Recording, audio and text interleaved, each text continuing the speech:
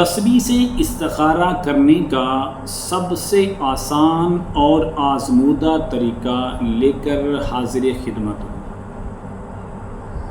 استخارہ کرنے کا یہ طریقہ صرف ان حضرات کو فائدہ دے گا اور وہی لوگ 100% اس استخارے سے اس طریقے سے فائدہ اٹھا پائیں گے جو اس کی زکوٰۃ ادا کریں گے اور اس کے عامل بنیں گے۔ مختصر سا اور چھوٹا سا عمل ہے کہ آپ ایک دن کے اندر بھی عامل بن سکتے ہیں اور 3 دن کے اندر بھی عامل بن سکتے ہیں۔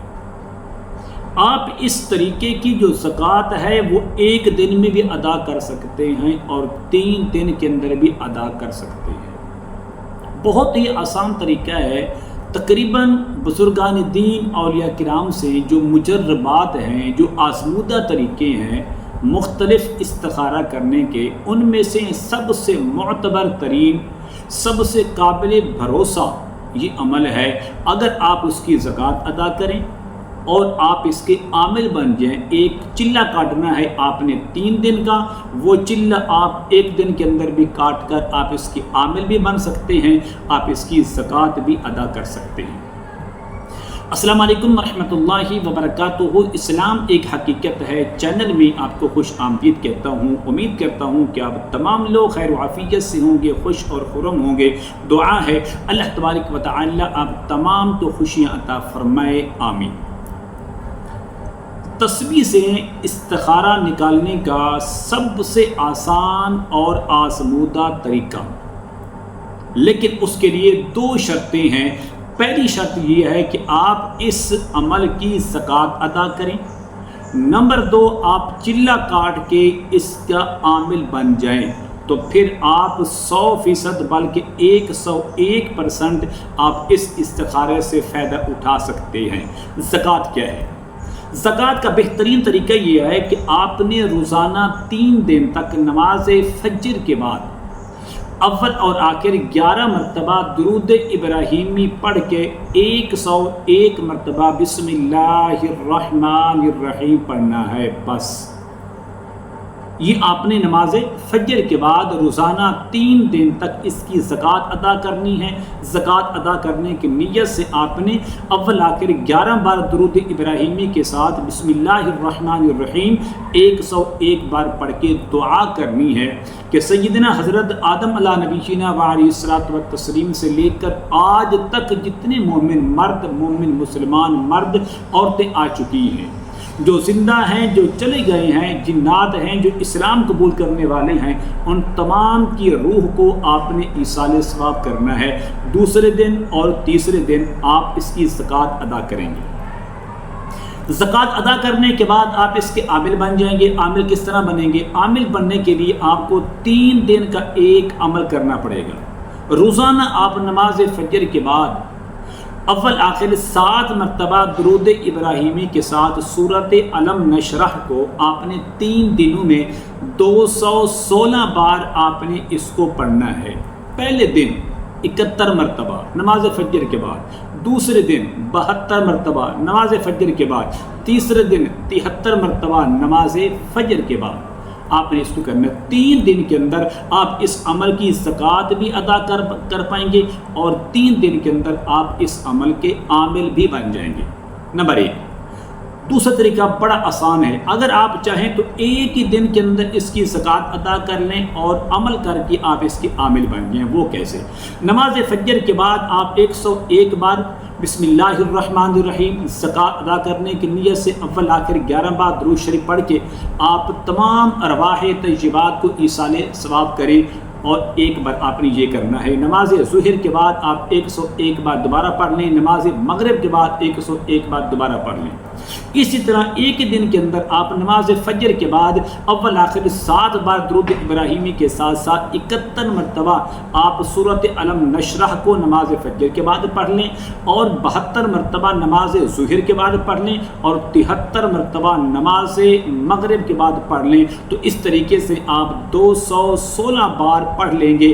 آپ ایک ہی دن کے اندر اس عمل کی زکوٰۃ بھی ادا کر پائیں گے اور ایک ہی دن کے اندر آپ آسانی کے ساتھ اس کے عامل بھی بن جائیں گے۔ عامل بننے کے بعد اب آپ نے ایک تسبیح لینی ہے جس کے تقریباً 100 دانے ہیں، اس سے کم والی بھی ہو سکتی ہے، کوئی مشکل نہیں ہے۔ آپ نے کیا کرنا ہے؟ سب سے پہلے آپ نے استخارہ کروانے والے کا نام پکارے اور اس کی ماں کا نام پکارے بلند آواز سے۔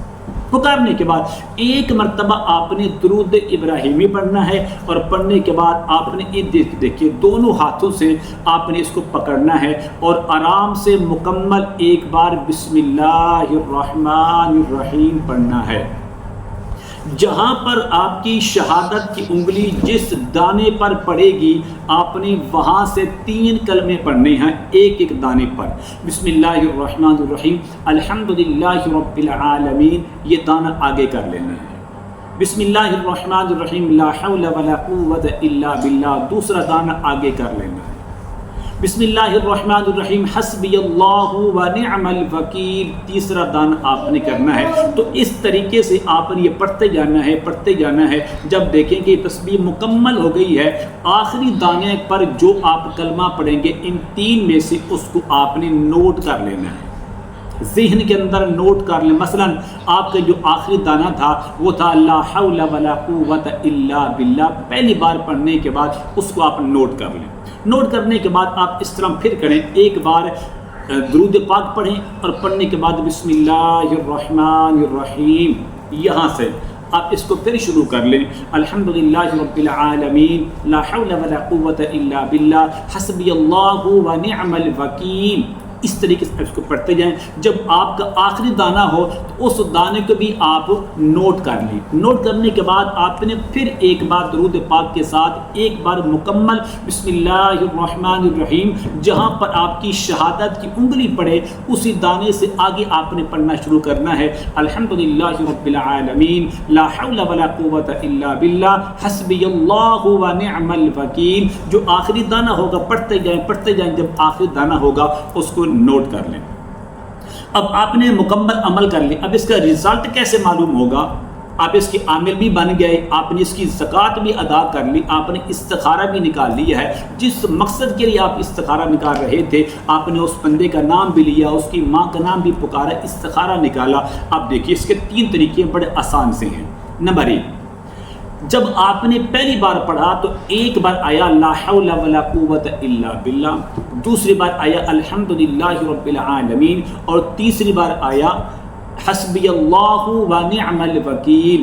اگر تینوں کلمے پہلی بار ایک کلمہ، دوسری بار دوسرا، تیسری بار تیسرا آیا ہے تو اس کا مطلب یہ ہے کہ آپ کا استخارہ جس مقصد کے لیے آپ کر رہے ہیں وہ بالکل درست ہے۔ آنکھیں بند کر کے آپ وہ کام کیجئے، انشاءاللہ اس کام کے اندر آپ کو فائدہ ہی فائدہ ملے گا۔ نمبر 1۔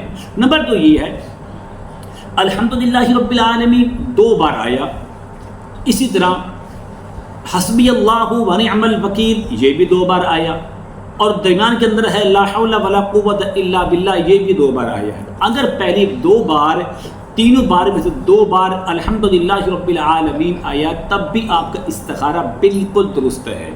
اگر 2 بار حسبی اللہ و نعم الوکیل آ جائے اور ایک بار لا حول اس کے ساتھ آ جائے یا پھر الحمدللہ رب العالمین آ جائے تو اس صورت کے اندر آپ کا استخارہ درست نہیں ہے۔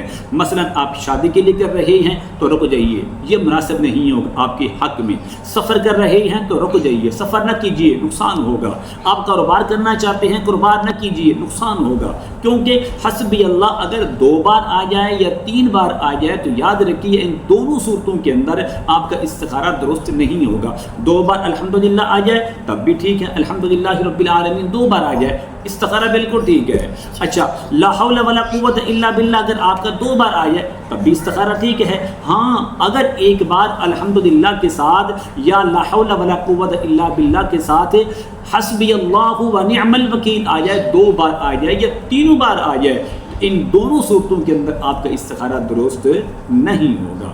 میں امید کرتا ہوں کہ میری یہ کاوش آپ کو ضرور پسند آئے گی۔ ایک بار اس عمل کو ضرور آزمائیں۔ انشاءاللہ آپ اس کے عامل بھی بن جائیں گے، آپ اس کی زکوٰۃ بھی ادا کر پائیں گے، اور آپ کو 100% بلکہ 101% اس کا رزلٹ ملے گا۔ اس عمل کی اجازت کے لیے میں ضرور سمجھتا ہوں آپ میرے چینل کو سبسکرائب کریں، اس ویڈیو کو لائک اور شیئر ضرور کیا کریں، اور کمنٹ میں ضرور الحمدللہ، ماشاء اللہ، لا حول ولا قوت الا باللہ، اللہ اکبر ضرور لکھا کریں۔